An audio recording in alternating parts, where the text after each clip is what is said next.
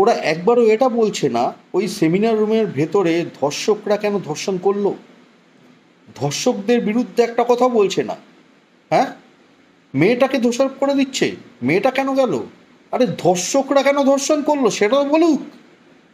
ধর্ষকদের তো সাপোর্ট করে দিচ্ছে, ধর্ষকদের মেসেজ দিয়ে দিল তোমরা ধর্ষণ করো, আর আমি মেয়েটাকেই দোষী করিয়ে দেবো, দোষী বানিয়ে দেবো আমরা। হ্যাঁ, এইভাবে দেখো ধর্ষকদের কেরম লাই দিচ্ছে, সাপোর্ট করছে এই তৃণমূল।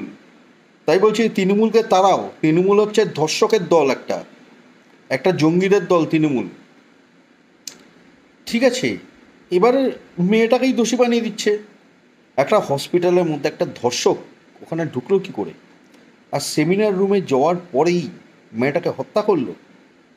তাহলে কি মেয়েটা সেমিনার রুমে গেছে, মেয়েটাকে কি মারতে হলো, মানে এটা কি অন্য কারোর উদ্দেশ্য পূরণ হলো মেয়েটাকে মেরে?